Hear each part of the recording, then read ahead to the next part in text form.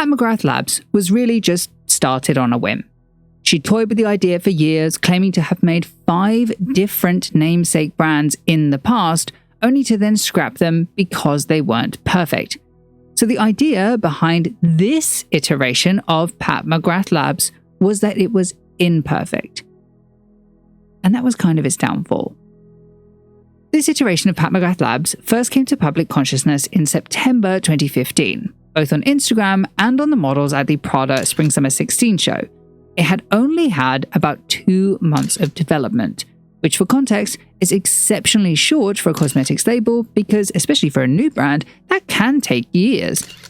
But Pat McGrath firstly had many years of experience doing this, and secondly, had developed a never-before-seen product that simply needed to be on the market now. It could not wait. Launching officially on October 29th that same year, the product was called Gold 001. It was a $40 heavily pigmented product that could be used however one liked, basically. Eyes, nose, lips, cheeks, your entire naked body. It didn't matter. The buzz was absolutely unavoidable. The 1,000 units sold out in 6 minutes, 6 seconds, only held back because the patmcgrath.com website had crashed. This is obviously reasoned because Pat McGrath herself was and is an exceptionally famous makeup artist for her work in fashion for countless brands, though most famously Galliano's Dior. She was known for exceptionally creative makeup that pretty much is difficult or impossible to buy. I'm not going to go through her whole career in this video because it's a biography of her brand, not as her as a person, but I will put pictures on the screen so you can see the type of makeup that she was known for if you aren't familiar with her work.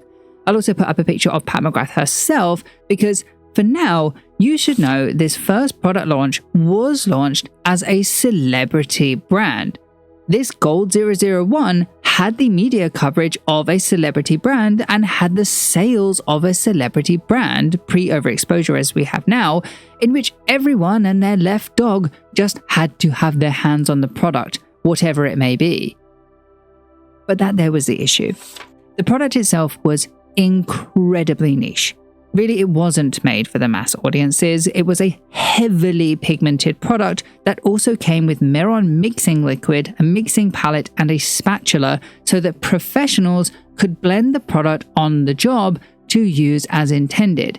Save it even if the product breaks because it was a volatile solution. It was also sold in actually quite cheap packaging, very light plastic straight from the factory in the same manner that professional or stage makeup often is. To quote Pat McGrath herself, quote, "No weights, no metals," she says. The jewel is the product itself.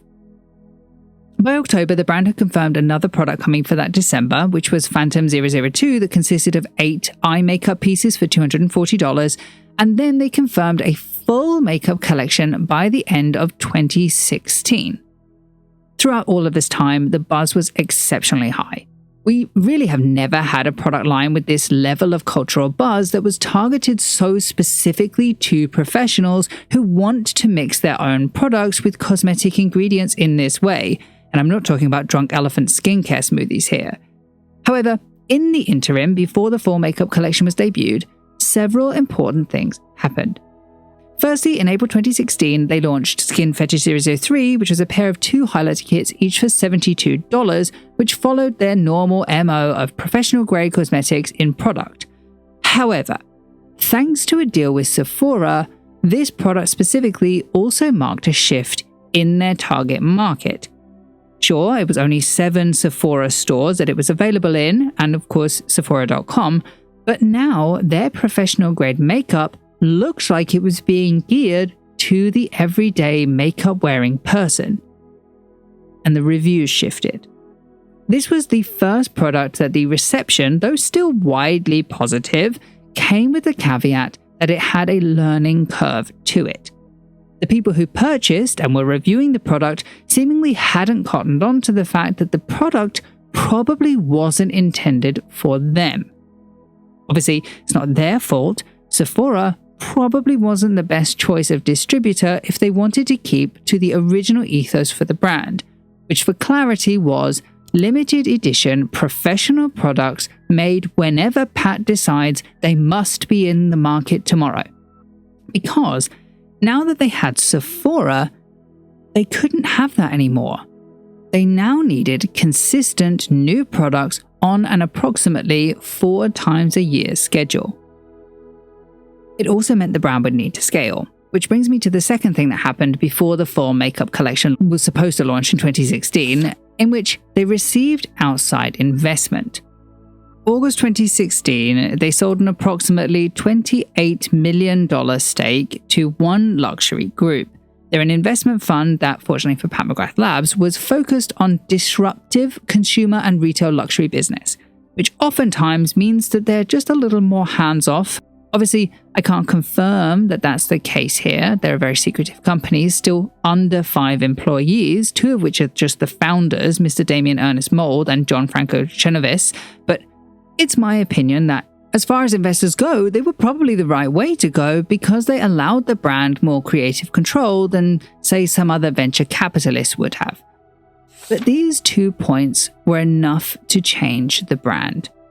You see, firstly, they seemed to follow the Kylie lip kit trend, releasing Lust 004 in August, seeding the doubt that the brand could include products that Pat herself had not found through organic discovery. And secondly, Metamorphosis 005, though it did include her first eyeliner, ended up being mostly known for being a rehash of Gold 001, now alongside silver, bronze, and copper options, seeding the doubt that the initial limited edition offers were not. Then, on top of all of that, there was no full makeup collection by the end of 2016 as had been promised. So instead, as these products, thanks to Sephora, continue to become more available to the public, including the next collection Dark Star 006, which was 3 eye kits, more and more reviews started to drip in about how the products required a learning curve to them. And there weren't exactly any tutorials to tell the newly widened audience how to get around that curve. In fact, beauty editors were rather unkind about Pat's personal disinclination from the media, and they would continue to be from this point onwards even till today, which feels very unkind considering Francois Nars is even worse for this than Pat McGrath is, and when I covered Nars, there was nothing like the amount of passive-aggressive criticism that McGrath sees. I just wanted to point that double standard out because it would go on to be one of the reasons that a lot of beauty editors in the future claim that the brand struggled, comparing it to people like Charlotte Tilbury, who started her brand 2 years prior and seems to relish being on the screen. Pat McGrath easily could have been in the background of this. It was not a requirement for a founder to be the face of their brand, so it just seems unfair, a bit unkind. Anyway, the brand at this point seemed to be doing well publicly. Each drop sold out entirely. Pat McGrath is still one of, if not the, most revered makeup artists in the world, and despite the few complaints that the makeup is a bit tricky to use, largely people wanted them as collector's items anyway, so it wasn't too big of a deal, especially this early on when everything felt limited. All of which made the environment in which her long-awaited permanent range would launch in the August of 2017. It was a 61-piece collection that included lipsticks, eyeshadow palettes, mascara, lip pencils, and eyeliners, which as a whole was called the Pat McGrath Labs Unlimited Edition. And it was a huge hit. Selling out in minutes, the collection was exceptionally well received, especially the 3 eyeshadow palettes known as Mothership, individually named Subliminal, Sublime, and Subversive, and the Dark Star Mascara, which was another re-release of a previously touted limited edition product. For brevity's sake, I know you know what a massive hit this collection was for Pat McGrath Labs, so instead, I'd like to focus on 2 things about this palette that show again how far the brand had become removed from that original ethos. Both of these revolve around the fact that these were not professional products anymore. Firstly, the products were more entry-level than ever before because things like the shades were more accessible than pure metallic pigments, and obviously mascara doesn't need a master's degree. And secondly, the packaging is more consumer-geared. It had beautiful outer packaging, obviously to be seen on shelves, Although actually I thought this was a beautiful metaphor for how McGrath's work is seen as so colourful and vibrant on the surface, while on the underside, she is in the back wearing her black clothes and black headband in simple yet beautiful visage. I just thought it was a wonderful metaphor. While it also majorly departed from the much cheaper, lightweight packaging that the initial 6 drops had into packaging that was repeatedly described as weighty, which is great for a luxury consumer-facing kit, but you don't want it in a professional kit because you're lugging it around with 100 other products, or in Pat McGrath's case, 80 to 67 suitcases. So really, this was the first Pat McGrath Labs product that was intended for a commercial audience. And I think they should have differentiated it from the original concept. Because if they had this brand branded as Pat McGrath, just Pat McGrath, and remained Pat McGrath Labs as a slightly different brand, they could continue to make limited edition professional products made whenever Pat decides they must be in the market tomorrow, unencumbered entirely by consumer demand. But now, not only had they lost the limited edition, lost the professional products, lost whenever Pat decides, they would also go on to lose the must be in the market tomorrow, as this was a permanent collection. Instead, this was just simply luxury cosmetics from a famous makeup artist. So, while there was demand for a Pat McGrath permanent collection, undeniably there was massive demand for that. And of course, they did need a permanent collection in order to scale the business consistently. It had still come at the detriment of the original ethos of the company. And when a company gets confused messaging, it begins to lose appeal, especially when the loss of that positioning loses them their main differentiator. But cracks never begin as chasms, and the permanent collection was launched to universal praise.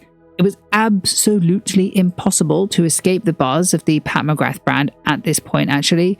It expanded to Net-a-Porter in July, to 25 Sephora stores come October, Spotify in November, and even into Dover Street Market with an apparel merch line in December, all of which translated into $60 million in sales in 2017 alone, way up from $40,000 made from Gold 001 just 2 years prior. And it even got them their first duped product, their packaging, when Victoria's Secret released this in December, mimicking the sequin bomb that her products usually caked in. This was absolutely the height of Pat McGrath fever.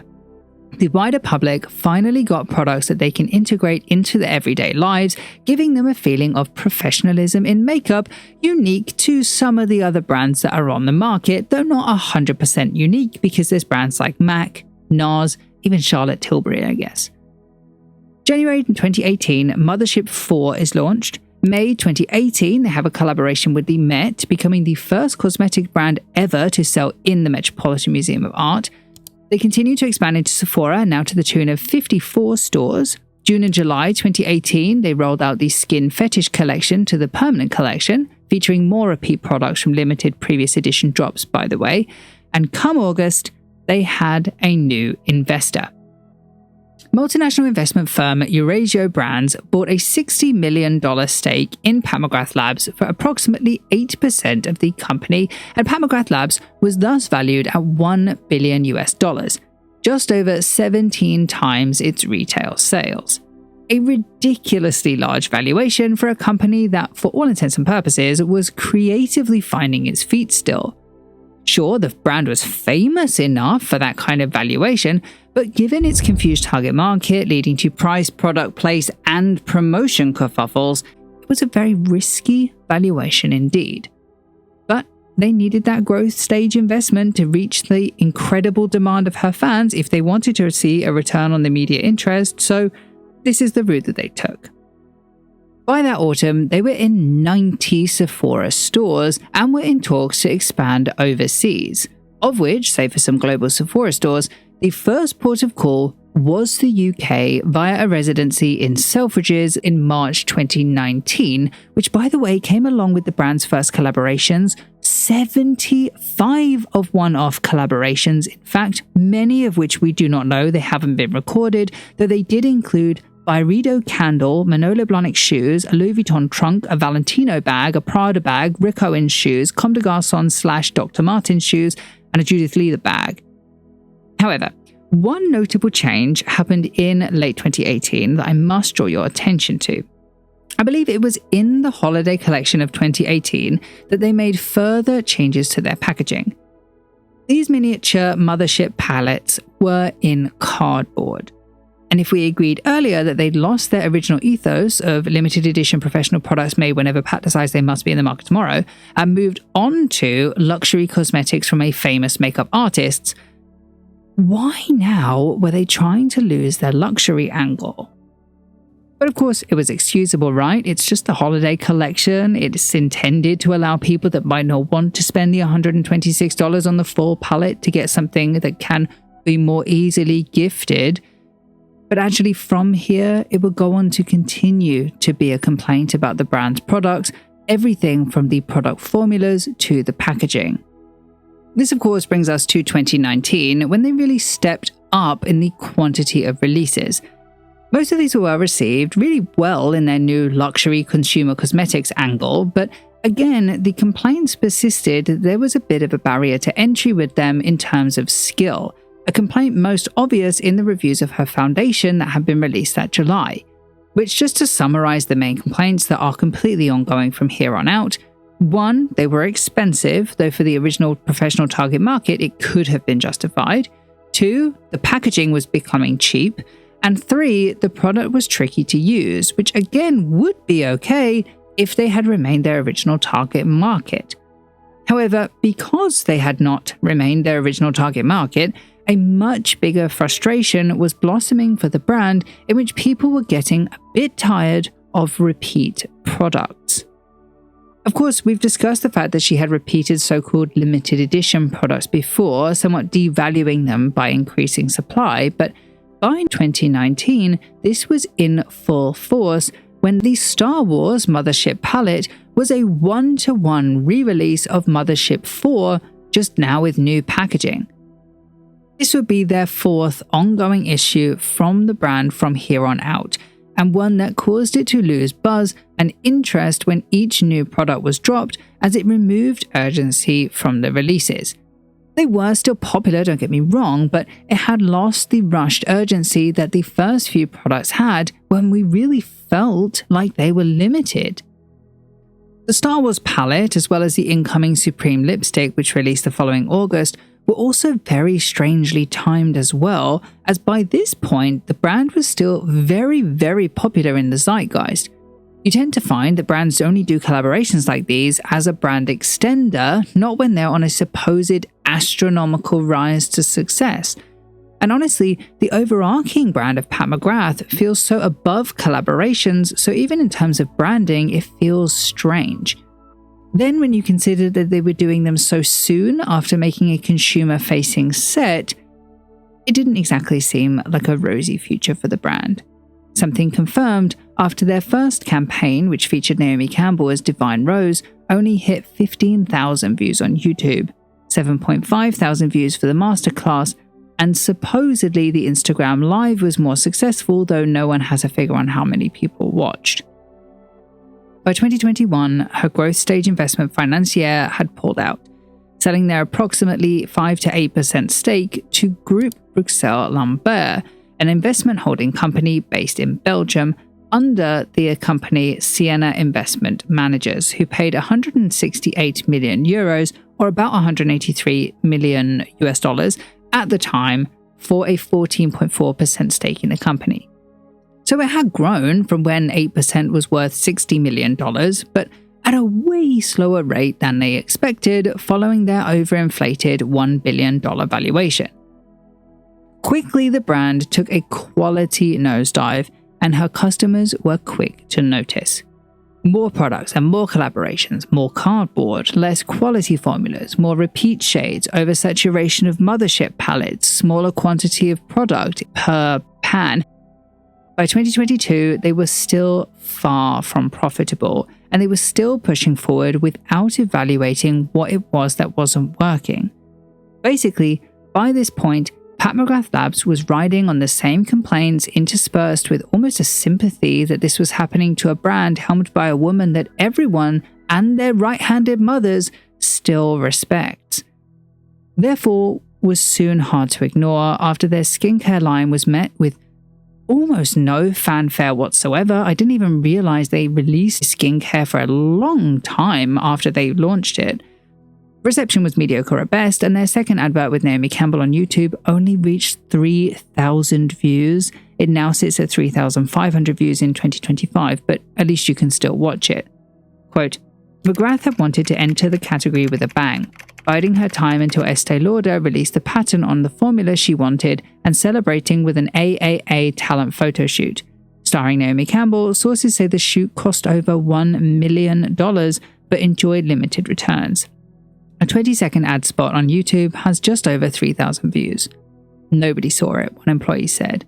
The brand said that Campbell participated in multiple global press events, content shoots, broadcast appearances, including CNN and Access Hollywood, as well as live streams across social media.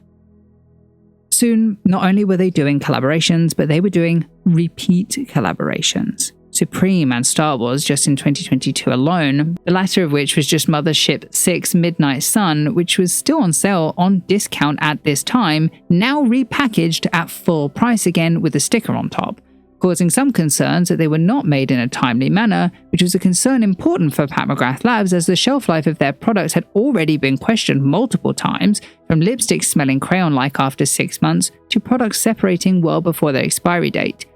It's funny really, as by this point there was enough discussion online to be able to see a clear divide between the mainstream media, who still said things like, "Makeup lovers, get your coins together, Dame Pat McGrath, aka the mother of makeup, has pulled up with a new sultry collection for the Lunar New Year," and the consumer response that was more like, "I like the products I have, I question whether they're truly worth the money. I think the quality is there, but it feels like the vision and creativity have taken a massive nosedive as of recently." So mostly it seems just the brand by this point has become boring. It had alienated its initial Erin Parsons-esque audience when they decided to target more of a mass audience, and it bored the mass audience because there wasn't enough of a team behind the brand to keep up with the consumer demand they had initially set themselves up to defy. To ironically quote something Pat McGrath herself said in 2019, quote, "I didn't want to do a brand the old-fashioned way with the same old counter and a set of images and products that change 4 times a year." The brand has now become exactly the thing it set out to defy. Maybe even a little worse because their consistent repetition of both collaborations and of shades and their reducing quality removed even the essences that made the brand related to Pat McGrath. Later that year, shortly after it was picked up by Ulta for only 20 of their US stores, it was found in discount outlets like TK Maxx, the graveyard for cosmetic brands. The following year, their largest investor, Sienna Investment Managers, penned that their initial 14.4% stake had fallen in value by 88%, estimating the value of the company had fallen from 1.2 billion euros, which is the same as $1 billion US, to only 149 million, just 12% worth of what they paid for it. In 2024, the company held 3 rounds of layoffs. Reports started coming in that the working environment was very hostile. They even named the person that they called hostile, and though that was redacted later. And despite Pat McGrath herself having a monumentally viral moment during the makeup for the Margiela Couture show that January, the company completely failed to capitalize on that moment until a full year later, missing out entirely on the buzz. This is kind of where we're at now with the brand. It's not anything like how it intended to be, nothing like the brand we as consumers were promised, and currently it's skating by thanks to Pat McGrath's justly earned personal wealth and throwaway collaborations, including Candy Crush in February 2025. Naturally, we, as fans of Pat McGrath's work, are extremely disappointed with the way that the brand has gone. Part of me wonders if the initial creation of the brand, being that it was on a now or never whim, is what set it up to fail, because it just didn't have the backing to turn it into a viable business a la Charlotte Tilbury, at least at the scale that they were trying to make it work at. Part of me wonders if it was pressure of expectation that led them to bad decisions, and part of me wonders why in the hell didn't they just separate the business when they realized how much interest there was there from a mass audience? Why were they trying to cram a professional gear cosmetics brand that's just too finicky for everyday use into a Sephora box? If they had segregated Pat McGrath Labs as the creative when it's ready brand, with a more commercial brand on the side, kind of in the same way that brands have their couture symbiotically relating to their ready-to-wear, I wonder if they could have seen commercial success this way while allowing Pat the creativity and the freedom that she both needs and deserves. Because honestly, at this moment, it seems that the brand offers her neither. Thank you so much for watching this video. Please do like and subscribe for future videos just like this one. If you like fashion, I do recommend my fashion channel over on this side, and a big thank you goes out to my patrons over on Patreon for their ongoing support. All content used in this video is done so in accordance with the principles of fair use. However, if you have any concerns, please contact me directly at contact@understitch.co.uk.